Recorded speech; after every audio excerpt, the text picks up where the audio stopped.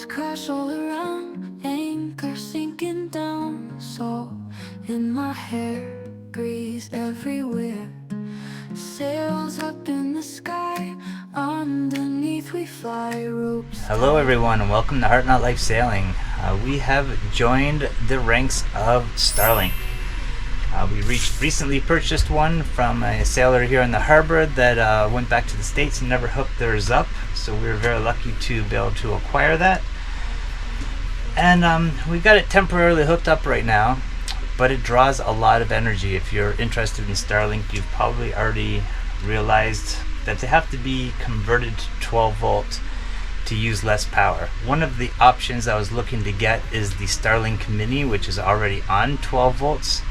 But with the Starlink Mini, it's only available in some countries in South America and United States right now. It is not available here in the Dominican Republic. But we're able to get a new dish. I think it's a Gen 3 dish.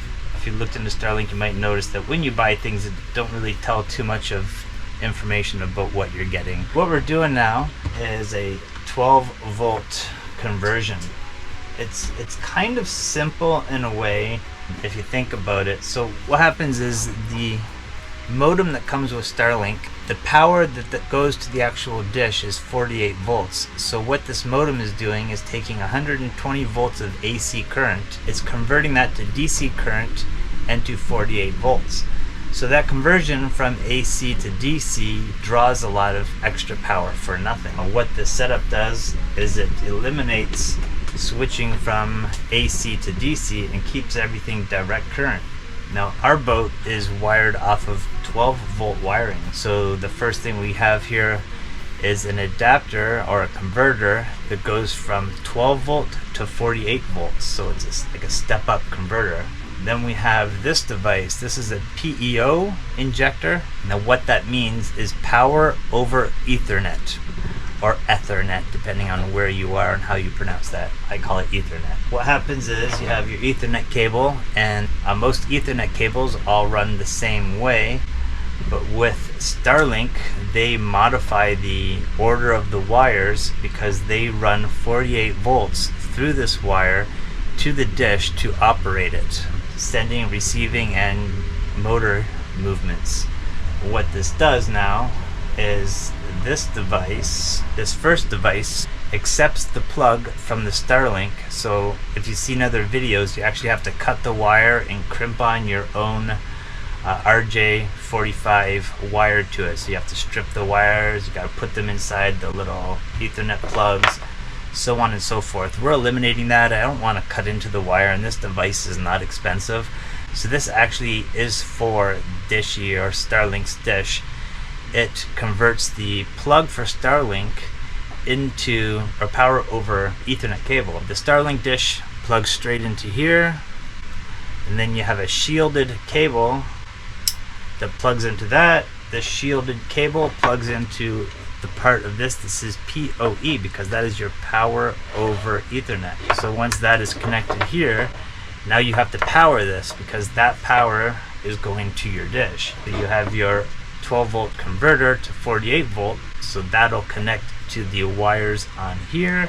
So now you have a 48 volt system, and then you just have a regular Ethernet cable now can go from here to your modem. So the modem for Starlink is a very power hungry modem or internet router. So I bought this little travel one, which is inexpensive. It was maybe $30 to $50, and it runs off of 5 volts. What I'm doing to simplify everything is I just got this inexpensive little adapter that turns your 12 volt into 5 volt USB-C. So this will plug directly in here, and now we just have two 12 volt power cables. So when these 12 volt power cables join with these 12 volt power cables to a power source, now that powers our Starlink, that powers our router, and I'm also going to wire a switch to it. Now I don't have any surface mount switches, so I'm going to have to figure something out, but I have lots of 12 volt switches. So now, because at nighttime you don't really need to have your internet on, you're on a battery, you don't want to use power for absolutely no reason. So at nighttime we just simply flick the switch off, everything shuts down, and we conserve power overnight.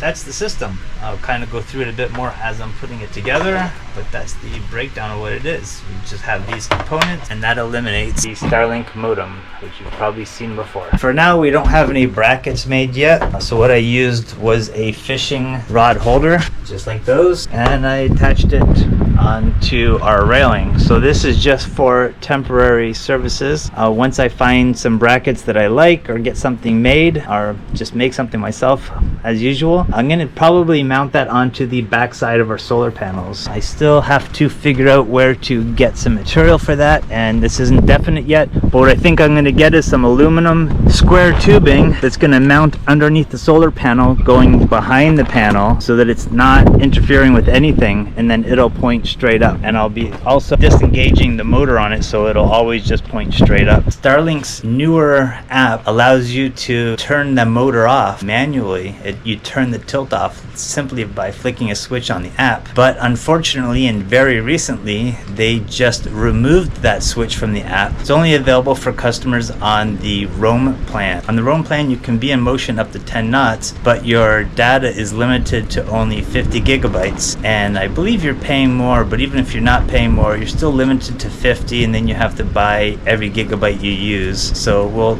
possibly look in that in the future, but while we're sitting here in the mooring field, we don't want to be on a Roam plan paying a lot more for our internet. It's just going to be stationary. So now, because they've removed that feature, I will have to modify the dish so that that motor remains off. Okay, let's get started. Alright, I think I have all my parts here now. First things I want to do is I'm going to put on some connectors for the 48 volt converter. I take the 48 volt lines, which are the skinnier ones, and this is the input for the 48 volt, positive and negative. I've already stripped these back a little bit. Now these are marine tinned cables, which are good. Everything I'm using so far is all marine tinned. You can tell because it kind of looks like aluminum instead of looking like copper. It's got that tint. Has been tinned so it doesn't corrode. So it's copper, but it looks like silver, and that means that you've got some marine grade wires. So we're going to take these little connectors. Smallest ones I have fit in here perfectly, so that's what I'm going to use. Now this isn't going in a moist area at all. This is going to be like on a desk or mounted to an interior wall, so I'm not worrying about shrink wrapping all this. If this was going below, like hidden in a floor or in a wall or something, I would definitely be using some shrink wrap tubing. And these are pretty self-explanatory. They have the 3 dots there. Red, blue, and yellow tells you what size you're crimping. So I'm using red connectors, so I put it on the red dot about 2 millimeters from the end. Well, it already started getting tight. Barely just touched it. I'd like to have the wire just inside so it didn't interfere. That's perfect. I have those connectors ready. So my black is negative and number 2 is negative. Just going to take the screw right out. You can always just stick the wires in there and tighten it up if you like, but I don't like doing things that way. I like putting actual connectors on. Just drop in the bolt through there, line it back up, and tighten it down. I'll take my yellow, is positive. Take that to the positive screw. This piece of equipment does have a negative pull on it. I don't know where I'd have to go on this boat, probably down below on the floor to the grounding straps to find some ground. Other ones they sell don't even have a ground, so I'm going to be trying this without attaching anything to the ground, because to be honest, hooking up a ground to this is going to be a little inconvenient, especially for testing it out. But if it doesn't work, I can always try that later. I can't find a whole lot of information on this thing out there, but I'm assuming that's just you can ground it should you feel the need to. So we have our 48 volt setup hooked up now. So I have these little connectors here. I like these because they have a screw hole in between each one. So I can cut off 2 of them off together, a negative and a positive. And now I have a mechanical connector that I can screw down to the table that I'm going to make for this, for my board. This is my 12 volt side. I'm going to be taking the positive for my 5 volt, which powers the router, and one from my converter, and put them together. So I don't have a red wire big enough. So I'm going to be using white for this application. Get the two wires in tight, tighten it up. You could also solder these and put shrink wraps on them if you want.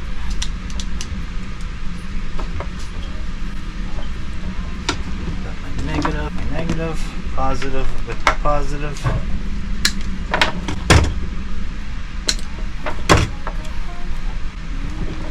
This is what I got. Got my converter connected to 12 volt, which is also connected to my 5 volt converter, which plugs into our Wi-Fi adapter.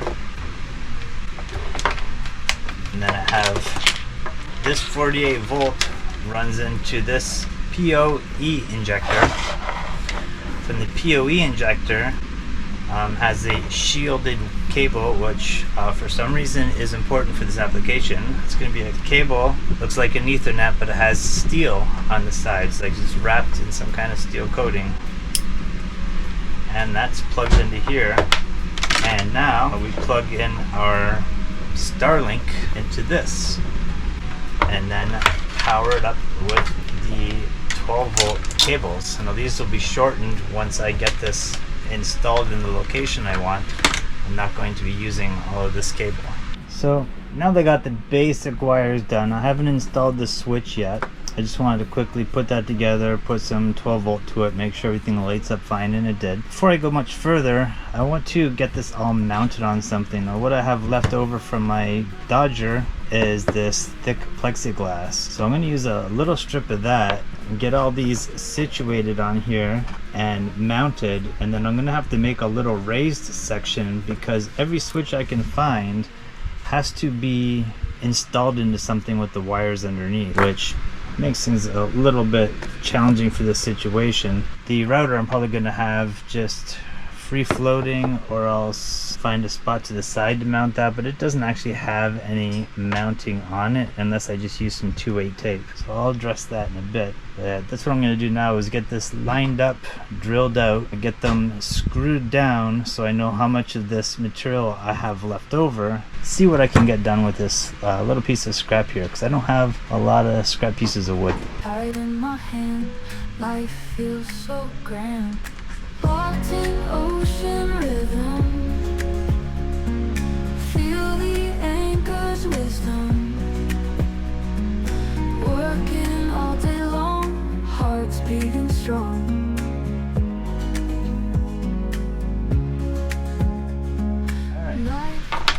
I think I got it figured out. So some holes drilled in this. I'm going to cut these sections off carefully with a little saw. We'll glue them together, and I think we'll have a little base camp set up here. So I just crudely drew where each section is going to be. I'm going to put the 5 volt adapter here, and then I'm going to make some little legs to raise the section here, using this for the legs. I guess I can use this for the tabletop, and then I'll have a raised section to put the switch and possibly attach the router onto as well. I'm going with a very small drill bit because I don't know what screws I'm going to find yet. I am limited what screws I have. This small hole is just for my own reference.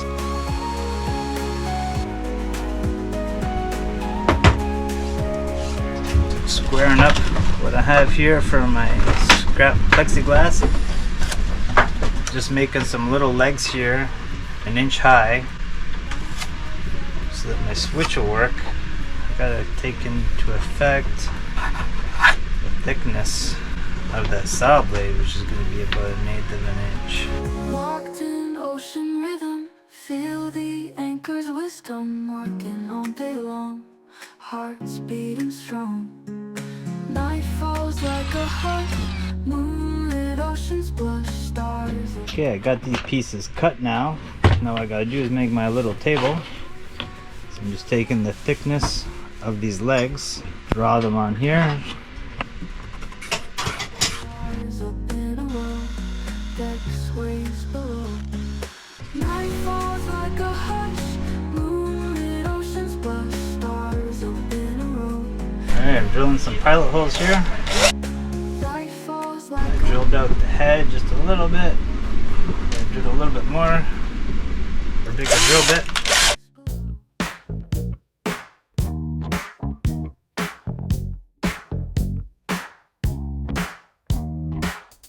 Anchor down, got the storm on the way. Ooh yeah, sweating beads on the bow, ain't no time to play. Gotta batten down the hatch, keep the sails at bay. Funk fusion in the air, feel that rhythm sway. Couldn't find a good switch that I wanted to use. The switch I had, I don't think I can use it because although it looks exactly like my other 12 volt switches, this is the one I was going to use. I have 12 volt switches that look exactly like this, but this is a 220 to 250 volt switch. I do not know why this is on the boat or what this was for, but I don't want to use it. Then I was going to use this one. It looks like a toggle switch, but it's really just a push button, as if like for push button start, because it doesn't toggle on and off. So now I couldn't use that one. So I got these switches for wiring up our bimini so I can have a light outside. They're waterproof switches, so that's what I'm now hooking up. Of course, I had to figure out which symbols here mean what, so I know what wires to hook this up to. The positive wire that I had running into this now I've replaced with this yellow one, so that's the accessory wire from the switch. They all have a common ground or common negative or neutral, whatever you want to call it. So I put all the blacks together here. So I don't really want to splice those wires together. I'd rather just put a new terminal on this, so that's what I'm going to do. Clamp this guy together. Oh yes, oh yes. I'll kind of go back over what I've done here so things will just make a little bit more sense.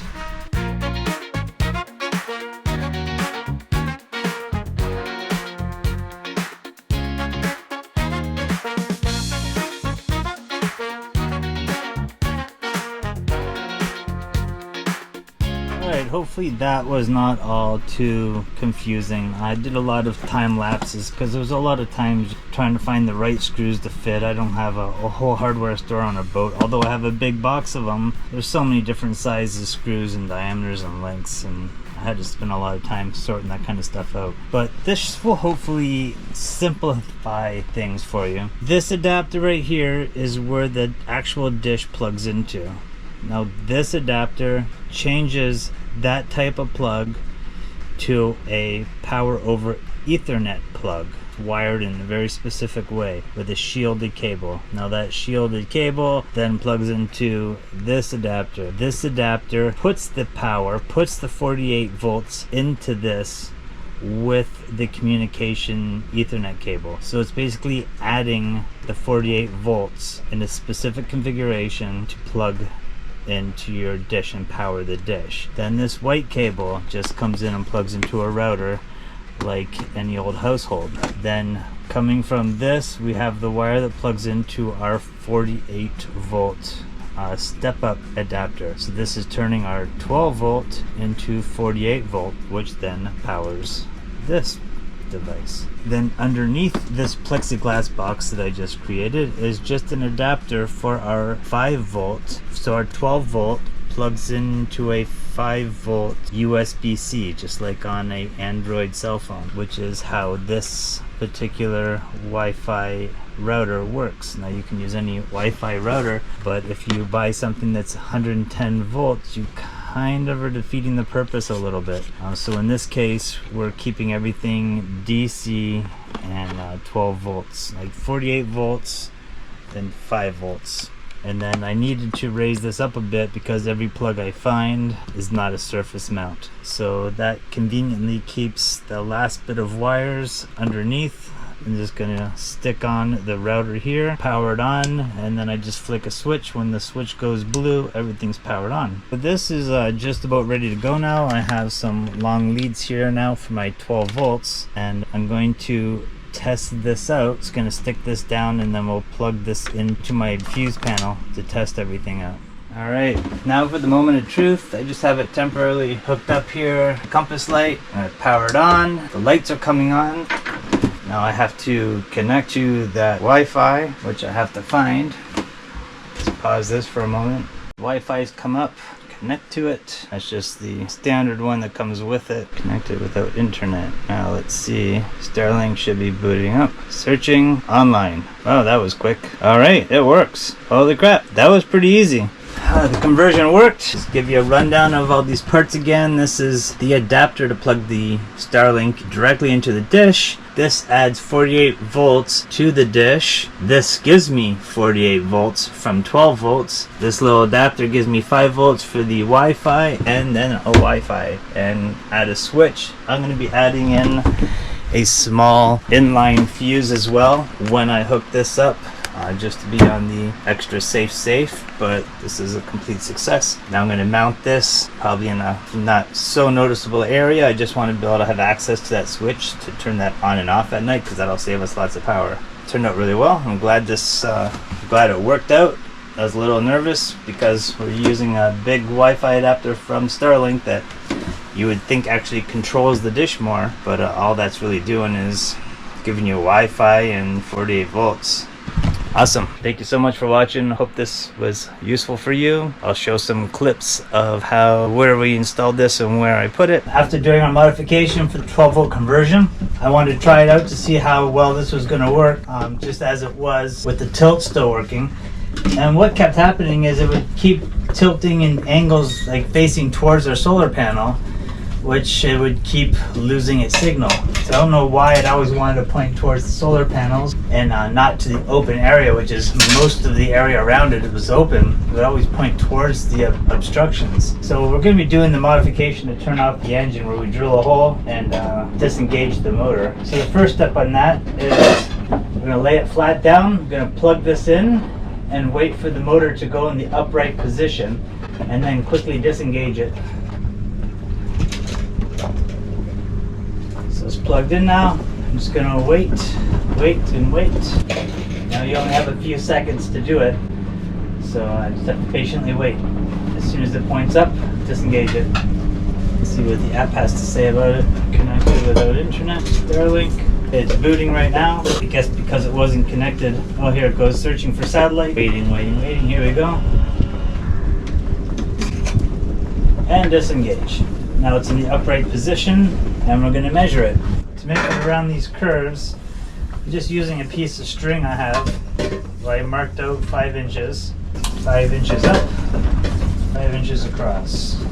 Make sure when you're doing this, if you're doing this, number one, this voids any warranty, so this at your own discretion. Have this arm where it dips down, have that facing you, and you're going to go 5 inches from the side and 5 inches from the bottom. And mark a spot there. Now the best thing to have is a Forstner bit, but I don't have a Forstner bit. I'm using a spade with the teeth. Drills a hole without going in too deep. And then I'm later going to plug it with this. So there's a 15/16 bit, and that looks like about the perfect size for this. If it doesn't fit in tight, I'm going to be using a bit of sealant on it anyways. It's always nerve-wracking drilling into your electronics.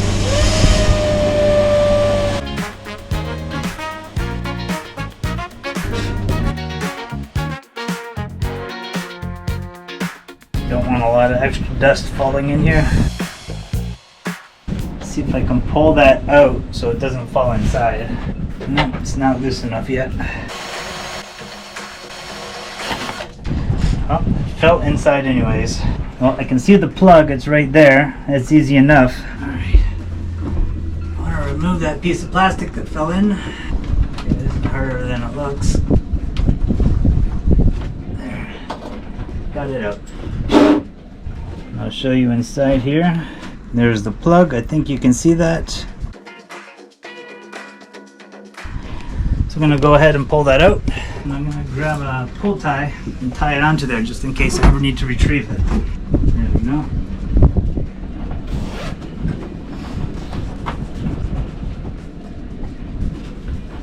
Alright, that is now disengaged. That plug is going to be a tight fit. Let me warm that up, but I think before then I want to test this out.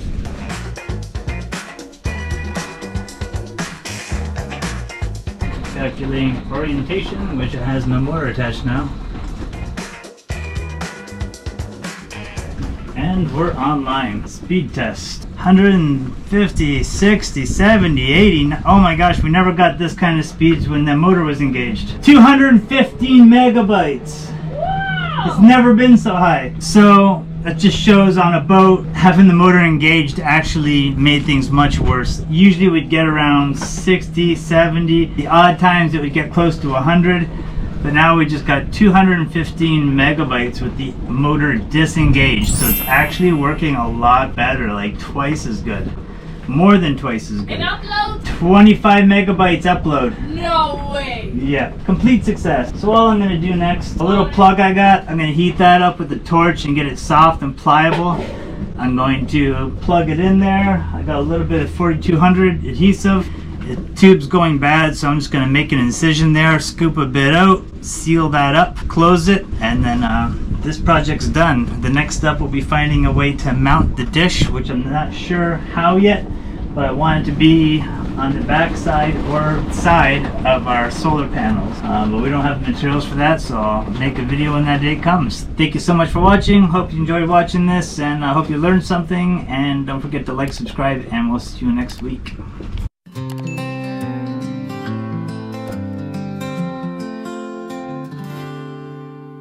Waves roll gently in the